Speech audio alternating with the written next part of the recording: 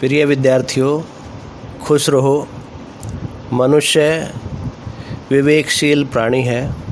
वह अपनी बुद्धि और बल के आधार पर जीवन में सब कुछ हासिल करने की सामर्थ्य रखता है, परंतु कई बार जीवन संघर्षों से घबराकर वह जीवन यात्रा में ढीला पड़ जाता है और स्वयं को असहाय महसूस करने लगता है।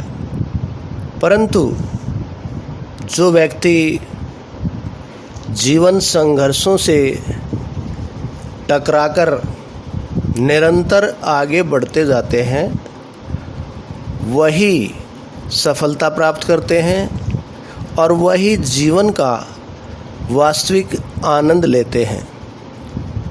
बहुत पहले की बात है, एक शिल्पकार मूर्ति बनाने के लिए जंगल में पत्थर ढूंढने गया। वहाँ उसको एक बहुत ही अच्छा पत्थर मिल गया, जिसको देखकर वह बहुत खुश हुआ और कहा, यह मूर्ति बनाने के लिए बहुत अच्छा है। जब वह आ रहा था तो उसको एक और पत्थर मिला।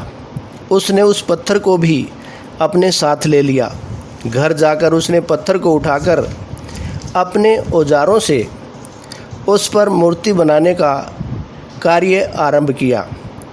औजार की चोट जब पत्थर पर पड़ी तो वह पत्थर बोलने लगा कि मुझको छोड़ दो, इससे मुझे बहुत दर्द हो रहा है। अगर तुम मुझ पर चोट करोगे तो मैं बिखर कर अलग हो जाऊंगा। तुम किसी और पत्थर पर मूर्ति बना लो। पत्थर की बात सुनकर शिल्पकार को दया आ गई। उसने पत्थर को छोड़ दिया और दूसरे पत्थर को लेकर मूर्ति बनाने लगा। वह पत्थर कुछ नहीं बोला। कुछ समय में शिल्पकार ने उस पत्थर से बहुत अच्छी भगवान की मूर्ति बना दी। गांव के लोग मूर्ति बनने के बाद उसको लेने आए। उसने सोचा कि हमें नारियल फोड़ने के लिए एक और पत्थर की ज़रूरत पड़ेगी। उन्होंने वहाँ रखे पहले पत्थर को भी अपने साथ ले लिया।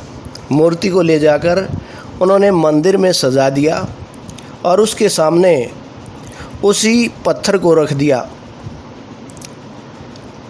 अब जब कोई भी व्यक्ति मंदिर में दर्शन करने आता तो मूर्ति को फूलों से सजाता, पूजा करता, दूध से स्नान कराता और उस पत्थर पर नारियल फोड़ता था। जब सब लोग उस पत्थर पर नारियल फोड़ते तो वह बहुत परेशान होता, उसको दर्द होता और वह चिल्लाता, लेकिन कोई उसकी सुनने वाला नहीं था। उस पत्थर ने मूर्ति बने पत्थर से बात की और कहा कि तुम तो बड़े मज़े से रहते हो, लोग तुम्हारी पूजा करते हैं, तुमको दूध से स्नान कराते हैं और लड्डुओं का प्रसाद चढ़ाते हैं, लेकिन मेरी तो किस्मत ही ख़राब है। मुझ पर लोग नारियल फोड़ कर जाते हैं। इस पर मूर्ति बने पत्थर ने कहा कि जब शिल्पकार तुम पर कारीगरी कर रहा था, यदि तुम उस समय उसको नहीं रोकते तो आज तुम मेरी जगह पर होते, लेकिन तुमने आसान रास्ता चुना, इसलिए अभी तुम दुख उठा रहे हो। उस पत्थर को मूर्ति बने पत्थर की बात समझ आ गई थी।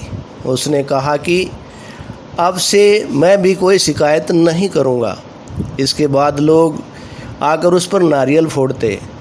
नारियल टूटने से उस पर भी नारियल का पानी गिरता और अब लोग मूर्ति को प्रसाद का भोग लगाकर उस पत्थर पर रखने लगे।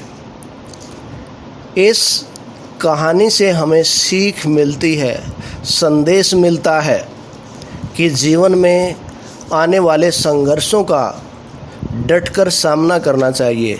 विपरीत परिस्थितियों में हार नहीं माननी चाहिए, उनके सामने नतमस्तक नहीं होना चाहिए, घुटने नहीं टेकने चाहिए, बल्कि जीवन में आने वाले कष्टों से, दुखों से, संघर्षों से और विपरीत परिस्थितियों से डटकर लड़ना चाहिए, उनका सामना करना चाहिए। तभी वास्तविक जीवन का आनंद मिल सकेगा। क्योंकि जिस प्रकार सोने को जितना अग्नि में ज़्यादा तपाया जाता है, उसमें उतनी ही चमक और शुद्धता बढ़ती जाती है। इसी प्रकार मनुष्य भी जितनी विपत्तियों से लड़ेगा, जितने दुखों का सामना करेगा, उतनी ही दृढ़ता हासिल होगी। इसलिए कभी भी जीवन में दुखों से, संघर्षों से, कष्टों से मुंह नहीं मोड़ना चाहिए। तभी जीवन में उन्नति के मार्ग पर चला जा सकता है और विकास के सोपानों को प्राप्त किया जा सकता है। इसलिए हमेशा संघर्षों का डटकर सामना करना चाहिए। धन्यवाद।